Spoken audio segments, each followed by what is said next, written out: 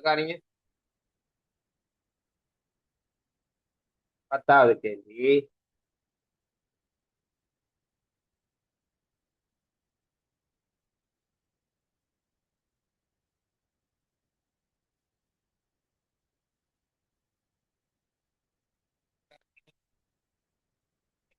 Newton விசை வழங்குறாங்க.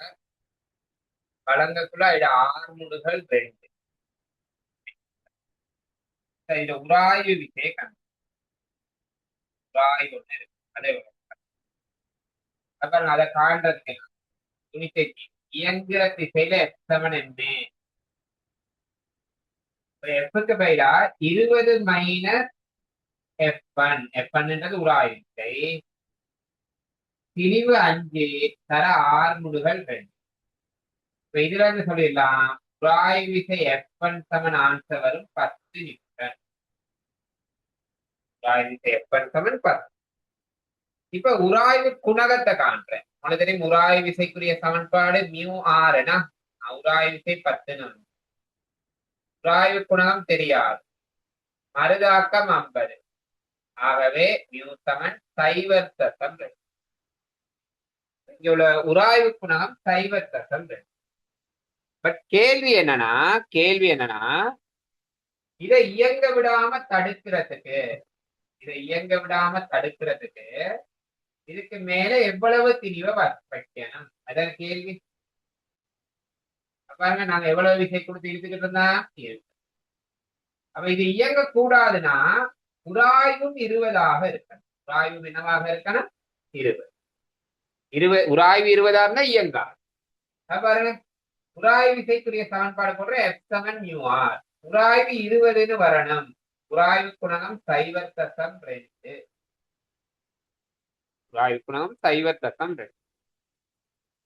மறுதாக்கம் தெரியாது. அப்ப இதுல இருந்து நீங்க மறுதாக்கம் கண்டீங்களா இருந்தா மறுதாக்கம் ஆர் சமன் ஆன்சர் 100 நியூட்டன். மறுதாக்கம் ஆர் சமன் ஆன்சர் 100 நியூட்டன். அப்ப யோசிச்சு பாருங்க 100 நியூட்டன் அப்படின்ற மறுதாக்கம் வரணுமாங்க இங்க மொத்தமா 10 கிலோகிராம் திணிவு இருக்கணும். 10 கிலோகிராம் இருந்தா தானே 100. ஆல்ரெடி எங்களுக்கு இங்க 5 கிலோகிராம் இருக்கு. அப்ப இதுக்கு மேல இன்னும் எவ்வளவு திணிவை வச்சா சரினா இதுக்கு மேல இன்னும் 5 கிலோகிராம் திணிவை வைத்தால் சரி. இதுக்கு மேல இன்னும் 5 கிலோகிராம் திணிவை வச்சா சரி.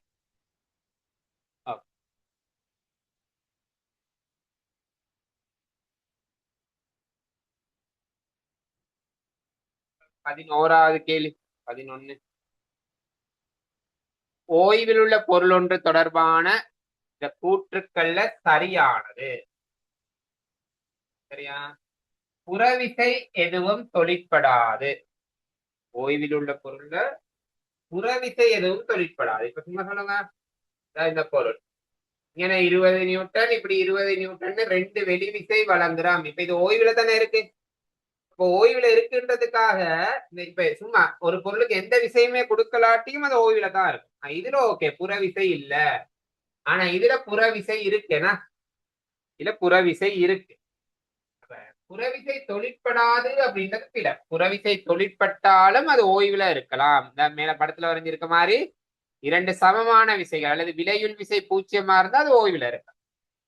அடுத்து ஓகே விலையுள் விசை 0 ஆகும். விலையுள் விசை 0 சரி. ஓய்வுல இருக்கிறதுக்கு விலையுள் சரி உராய்வு 0 இருக்கணும்னு அவசியம் இல்லை. பொருத்தமான ஆன்சர் பி மட்டும். 12வது கேள்வி. இந்த 2 விசைகளினதும் கிடைக்கூறு 0. கிடைக்கூறு 0. அப்புறம் கிடைக்கூறு இது ஆல்ரெடி 10 நியூட்டன் கிடையாதான் இருக்கு. எஃப்ன்ற விசையில கிடைக்கூறு இது பிரிச்சிங்களா? அந்த எஃப்ன்ற விசை இது பிரிச்சிங்களாண்டா மேல பிரிச்சா காஸ் கீழே பிரிச்சா சைன். கோணம் இருக்க பக்கம் பிரிச்சா காஸ் கோணம் இருக்கிறதுக்கு எதிர்பக்கம் பிரிச்சா சைன். அப்ப கிடைக்கூறு எஃப் சைன் 30. கிடைக்கூறு 0ன்னு சொல்லிட்டாங்க. இதுவும் கிடைக்கூறு தான் இதுவும் கிடைக்கும். அப்ப இது ரெண்டுக்கும் உரிய விலையுள் 0னா எஃப் சைன் 30 10 நியூட்டனுக்கு சமனா இருக்கணும். அப்பதான் விலையுள் 0 வரும். அப்ப எஃப் தர sin 30 பெருமானம் அரை I சமன் 10. ஆகவே F சமன் ஆன்சர் 20. சரியா?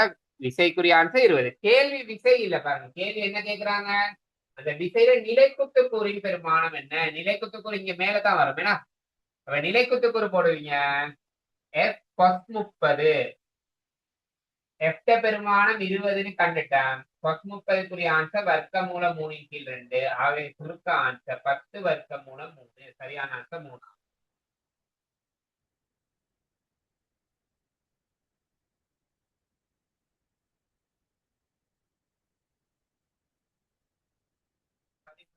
கேள்வி 13வது. ஏபி எனும் சீரான 1 மீட்டர் நீளமுடைய கோள் அதன் மையத்தில் தாங்கி ஒன்றினால் தாங்கப்பட்டுள்ளது. ஏபின்றது 1 மீட்டர் நீளமான கோள் மையத்துல தாங்கி இருக்கு. மையத்துல தாங்கினா இது 50 சென்டிமீட்டர் 50 சென்டிமீட்டர் 50. சரியா?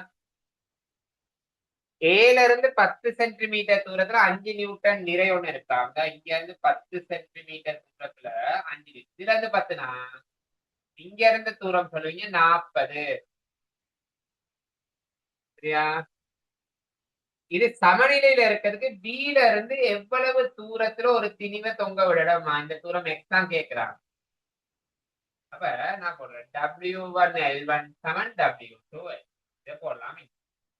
W1க்கு பதிலாக 5, L1க்கு பதிலாக 40, W2க்கு பதிலாக 10, L2 இதுதான் L2 தாங்கில இருந்தான நீர். அப்ப இதை சுருக்க L2 சமன் ஆன்சர் வந்துடும் 20 சென்டிமீட்டர். கேள்வி L2 இல்லே எக்ஸ் தானே கேள்வி. அப்ப இங்க மொத்தம் 50, இது 20னா எக்ஸுக்குரிய ஆன்சர் 30. எக்ஸுக்குரிய ஆன்சர் 30.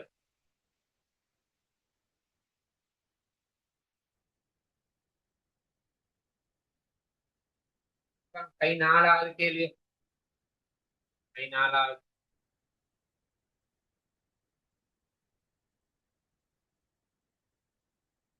ஏபிட நீளம் 10 வர்க்க மூலம் 3 மீட்டர்.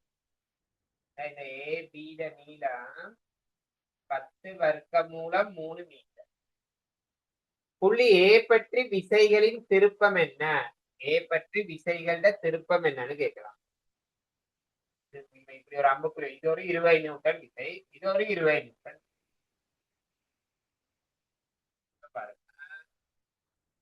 இந்த திருப்பம் காண்றதுக்கு நான் இந்த 20 நியூட்டன் இருக்கு தானே, அது ஏ கூடாகவே போகுது. அது ஏ கூடாகவே போகுது. அப்ப அதுக்குரிய திருப்பம் 0. அந்த 20க்கு நீங்க திருப்பம் காண தேவை. அதுக்குரிய திருப்பம் 0. இந்த 20 ரெண்டா பிரிக்கிறேன். இங்கிட்ட பிரிச்சா பாருங்க, இது 120னா இது 60னா, இங்கிட்ட பிரிச்சா 20 cos 60, மேல பிரிச்சா 20 sin 60. ஏன் நான் செங்குத்து தூரம் தானே போடணும், அதனால இப்படி பிரிக்கும். 20 cos 60 இது ஏ கூடாகவே போகுது. அப்ப அதுக்குரிய திருப்பம் 0. 20 sin 60 அதுக்கு திருப்பம் 0 வராது, அது ஏ கூட போகலையே. இப்ப நான் பாருங்க ஏ பற்றி ஏல இருந்து இதை பாருங்க வலஞ்சுழியாக இருக்கு. விசை 20 sin 60, செங்குத்து தூரம் 10 வர்க்க மூலம் sin 60 ஆன்சர் வர்க்க மூலம் 3 தர 10 வர்க்க மூலம் சுருக்குனா 2 20 வெட்டுப்பட 10. அப்ப இங்க 10ஓட 10 பெருக்கல் 100, 100 தர 3 வர்க்க மூலம் 3 வர்க்க மூலம் 3 3. அப்ப ஆன்சர் 300 நியூட்டன் மீட்டர். வலஞ்சுழியாக 300. சரியான ஆன்சர் 3வது. 4வது இடஞ்சுழின்னு கொடுத்திருக்காங்க, அது பிட. 4வது இடஞ்சுழின்னு கொடுக்குறாங்க, அது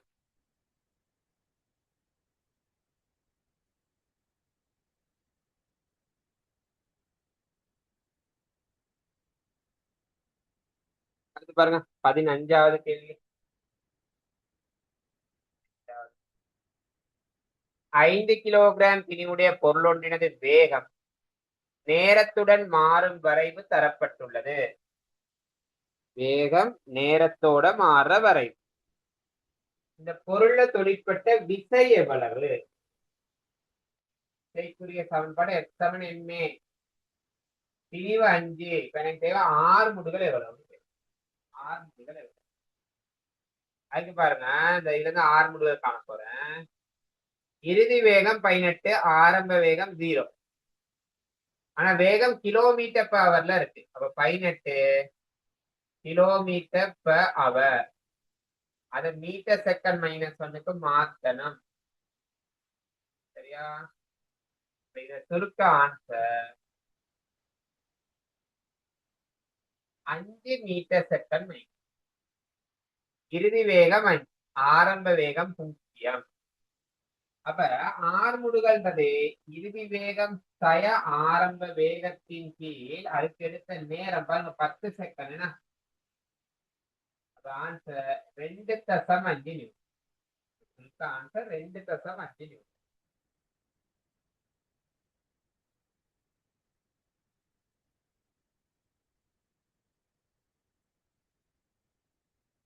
16வது 20 கிலோகிராம் திணிவுடையதும் 50 சென்டிமீட்டர் நீளமுடையதுமான சீரான வலை ஏபியில முனை ஏல இருந்து 50 கிலோகிராம் திணிவுடைய மனிதன் ஒருவன் முனை பியை நோக்கி மாறா வேகத்துடன் நடந்து செல்கின்றான். T1 T2 எனும் இழுவை விசைகள் நேரத்துடன் மாறுறது. பாருங்க, 20 கிலோகிராம் திணிவுடைய பலகை. அப்ப இது நிறை 200. அப்ப இது 200 இருந்தா இங்க 100 வந்துடும், இதுல 100 வந்துடும். இது பலகையிட திணிவால இலையில வந்து இழுவி. இது மாறாது. பலகையிட திணிவால வந்த இழுவிசை மாறாது. அது 100 100 தான் இருக்கு.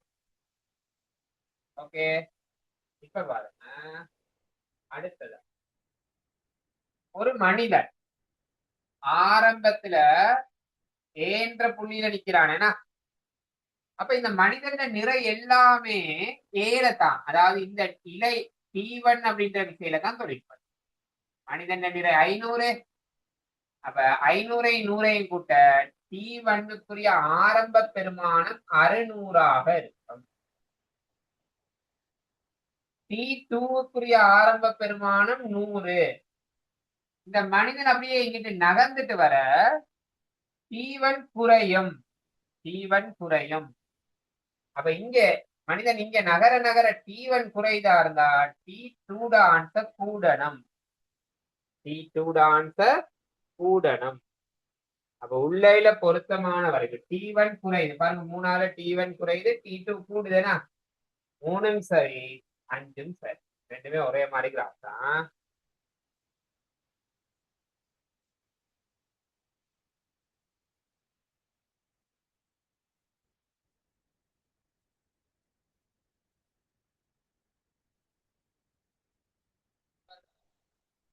இது ரெண்டையும் விலையுள் விசை 3 4க்கும் 3க்கும் விலையில் கண்டா 5ன்னு வரும். அது 4க்கு கிட்ட இருக்கு.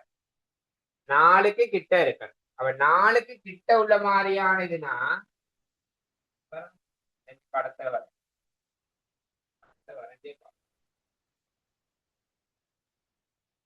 நிச்சயமா 5வது வராது. விளைவில் இருந்தா பாருங்க, மேல் நோக்கி அம்புக்குரிய வேற வராது. 5வது வராது. எங்களுக்கு தெரியும் விலையில் வந்து 4 நியூட்டனுக்கு கிட்ட வரணுமாக இருந்தா 4 நியூட்டனுக்கு கிட்ட விலையில் இருக்கிற ஒரே ஆன்சர் முதலாவது. இரண்டு விசைகள் தொழிற்படக்குள்ள விலையுள் விசை, அந்த 2 விசையில எது பெரிய விசையோ அந்த பெரிய விசை கிட்ட தான் விலையுள் காணப்படும்.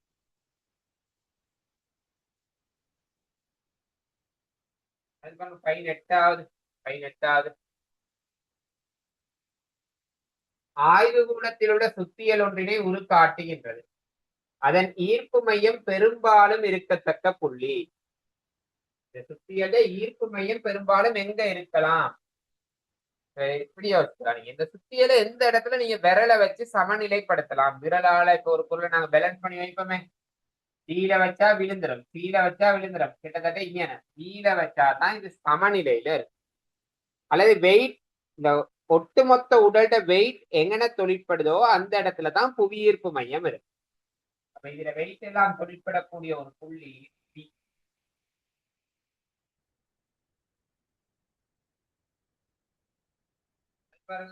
தாக்க மருதாக்க சோடி பருமன்ல சமனா இருக்கணும், திசையில எதிரா இருக்கணும், நேர் எதிரா இருக்கணும். இங்க உள்ள படத்தின் படி நாங்க தீர்மானிக்கலாம் தாக்க மருதாக்க சோடி F3F தான் தாக்க மருதாக்க சோடியா வரலாம். இந்த படத்தின் படி நியூட்டன்ட 3ஆம் விதிக்கு அமையும். அடுத்து பாருங்க 20வது கேள்வி.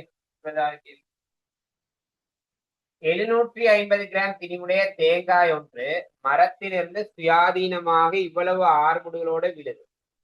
அப்படியா வழி தடை விசையின் பெருமானம் என்ன? வழித்தடை விசையில பெருமானம் என்ன கேட்க வராங்க? இது 750.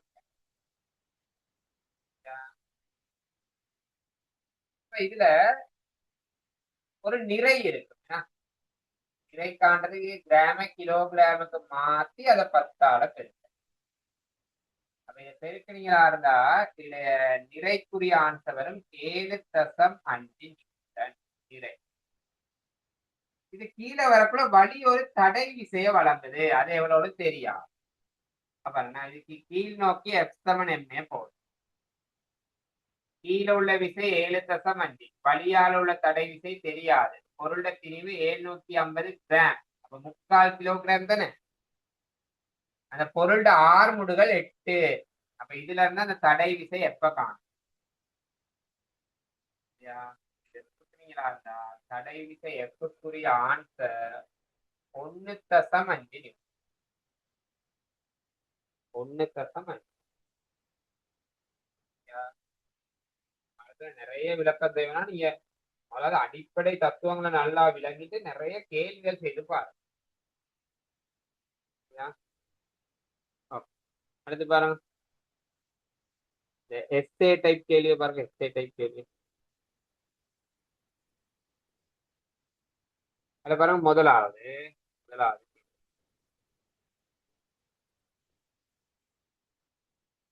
ஒரு மீட்டர் கோல்ட உதவியோட தெரியாத ஒரு திணிவுட பெருமானத்தை துணிய போடும். அதுக்காக என்னென்ன கொடுத்திருக்காங்கன்னு பாருங்க. தெரியாத திணிவு இருக்கு, தெரிந்த நிறைப்படி இருக்கு, மீட்டர் கோல் இருக்கு, கத்தி விளிம்பு இருக்கு. இப்ப கேள்வி இந்த பரிசோதனைக்கான பரும்படி படத்தை வரைக. பரிசோதனைக்குரிய பரும்படி படம் பாருங்க.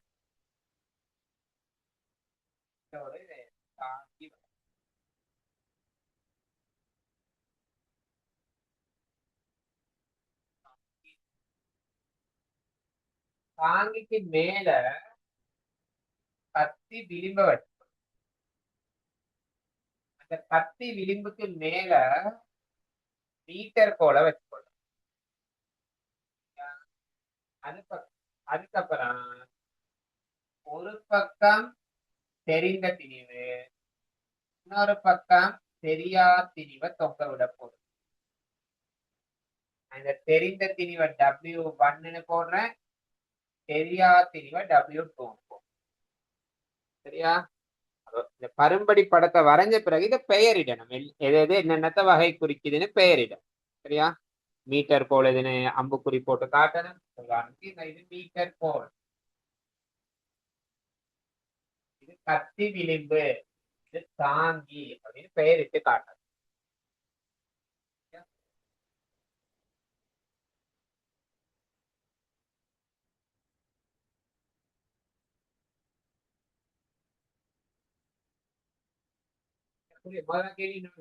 கத்தி முனையில இருந்து W1க்கான தூரத்தை L1 அப்படின்னு எடுத்தோம். இதுக்கான தூரம் L2. அதையும் பரிசோதனையில் கத்தி முனை வைக்க வேண்டிய இடம் எது? சரியா? இந்த கத்தி முனை எங்கன வைக்கணும்னு கேட்கிறாங்க. இதற்கான காரணம் கேட்கிறாங்க. பிராக்டிக்கல் ஒண்ணு வரக்குள்ள இந்த மாதிரி காரணங்கள் கேட்கலாம். இந்த மாதிரி கேள்வி முக்கியமா எஸ்ஏல வராது, ஸ்ட்ரக்சர்ல வரும். அவ கத்தி முனை எங்க வைக்கணுமாக இருந்தா மீட்டர் கோலின் புவியீர்ப்பு மையத்துல.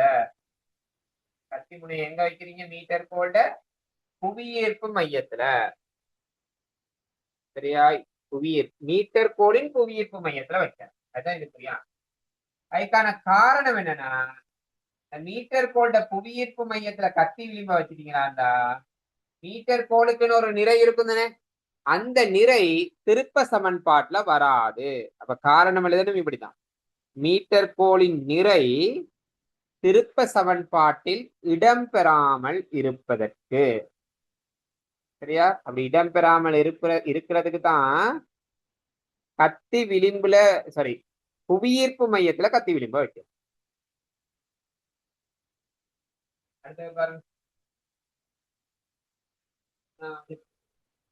W1 அன்னளவான பெருமானம், W1 தெரியா திணிவு தானே, இதுல அன்னளவான பெருமானம் 100 கிராம்.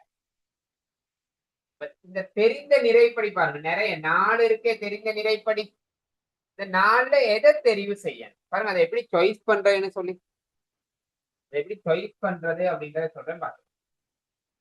சரியா, எங்களுக்கு அந்த தெரியாத திணிவு இருக்கே, தெரியாத திணிவோட பெருமானம் எவ்வளவுன்னு சொல்லியிருக்காங்க, 100 கிராம்னு சொல்லியிருக்காங்கன்னா,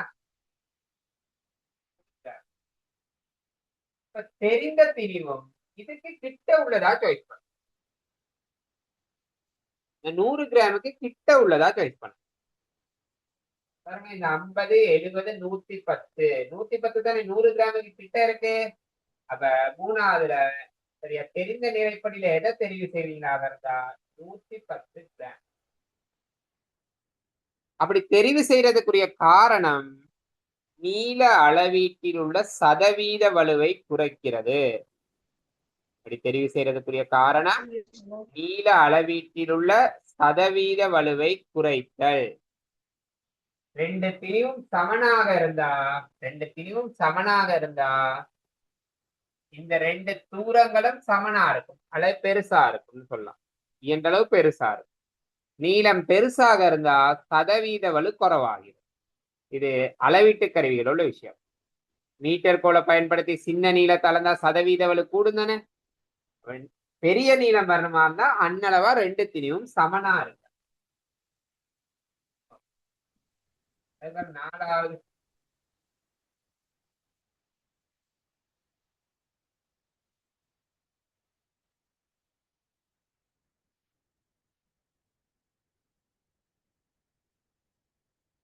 மேலே வினா ஒன்றியுள்ள அமைப்பில் தொழிற்படும் விசைகளை குறிக்க, விசைகளை குறிக்க சொல்றாங்க. விசைகளை குறிப்போம்.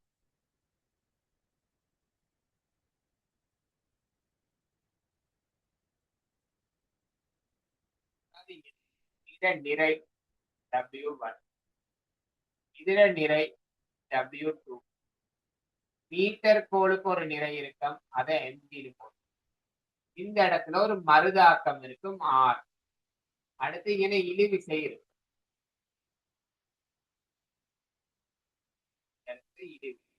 T1 T. அதே மாதிரி இங்கேயும் இழுவை T2 T. இதான் இதுல தொழிற்படுற விசைகள்.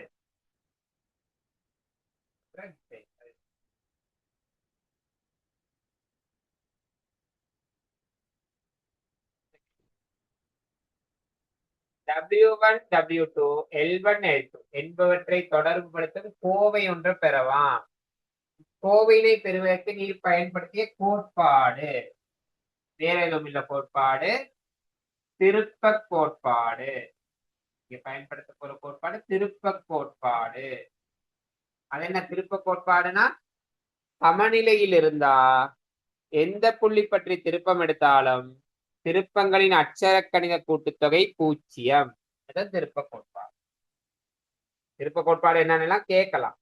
சரியா, பாருங்க, அந்த கோவையை பெற போறேன். கத்தி விளிம்பு பற்றி திருப்பம் எடுப்பேன். வலஞ்சுழி திருப்பம் வரும் W2 தர L2 மைனஸ் இடஞ்சுழி திருப்பம் W1 தர L1. திருப்பங்கள் அச்சர கணித கூட்டுத்தொகை 0. அப்ப இதுல இருந்து சொல்லிடலாம் W2 L2 சமன் W1 L1. சரியா, L1க்கும் L2க்கும் பெருமானங்களை பெற்று வரைவுபடுத்த போறாங்க. இந்த வரைவுல பாருங்க, L1 y அச்சு, L2 x அச்சு. அப்ப நான் இந்த சமன்பாட்டுல பாருங்க L1 எழுவாய் மாறும், L1 எழுவாய் மாத்தினா W1 2 கீழ் W1 தர L. அப்ப L1 y அச்சுல இருக்கு. L2 x அச்சுல இருக்கு. அப்ப இந்த வரைபட படித்திறன் W1 கீழ் W2 வரைக்கும். இந்த வரைபட படித்திறன் பாருங்க, இந்த ரெண்டு ஆள்கூறுகள் எடுக்கும். ரெண்டு ஆள்கூறுகள் y ஆள்கூறுகள வித்தியாசத்தின் கீழ் x ஆள்கூறுகளின் வித்தியாசம். பாருங்க y ஆள்கூறுகள வித்தியாசம், இதுல y ஆள்கூறு 40, இதுல y ஆள்கூறு 10. அப்ப 40 சய 10. x ஆள்கூறுகள வித்தியாசம் 40 10, அது 40 சய 10. இது சமன் W1 கீழ் W2. இங்க 30 கீழே 30, அது சமன் W1 கீழ் W. எனக்கு தெரியும் 30 பிரிச்சா ஒண்ணு, W1 தெரியாது. W2 பெருமானம் 110 கிராம் எடுத்தேன். ஆகவே W1க்குரிய ஆன்சர் 110 கிராம். பாருங்க, ஏ பகுதிக்கு எது ஆன்சர் பாருங்க. மேலே வினா 5 பெற்ற கோவையை வரைவின் வடிவத்துக்கு மாற்றி அமைக்குக. அந்த கோவையை வரைவிட வடிவத்துக்கு மாற்றி அமைத்தது. அடுத்து வரைவின் படித்திறனை காண்க. எல்லாருக்கும் படித்திறனை கண்டிருக்கோம். படித்திறனுக்குரிய ஆன்சர் 1 வரும். அடுத்து தெரியா திணிவிட பெருமானத்தை காண்க. எல்லாருக்கு தெரியா திணிவிட பெருமானம் 110 கிராம். சரி, இன்னும் ஒரு 2 கேள்வி இருக்கு. அதுல பேலன்ஸ் ஆயிடுச்சு கேள்வி 2. அந்த 2 கேள்வியும் நான் உங்களுக்கு இன்னும் விசைகள் இன்னும் முடியல. இந்த 2 கேள்வியும் செய்து பார்த்த பிறகு அதோட முடிப்போம். நீங்க வேற எதுவும் கேள்விகள் உங்களுக்கு இருக்குமாக இருந்தா அந்த கேள்விகள் அனுப்பிடுங்க, அதுவும் நாங்க டிஸ்கஸ் பண்ணலாம். சரியா? அதுக்காக கொஞ்சம் 2 கேள்வி தானே இருக்க, பட் கொஞ்சம் டைம் இருக்கு. சரி, ஓகே. இன்னைக்குரிய கிளாஸ் இதோட முடிக்கிறேன். அடுத்த கிளாஸ்ல நீங்க விசைகள் படிப்போம். அது முடிய என்ன பாடம் ரிவிஷன் செய்யணும்ன்றத எனக்கு ஒருக்கா மெசேஜ் ஒன்று போட்டுவிடுங்க. பாய், குட் நைட்.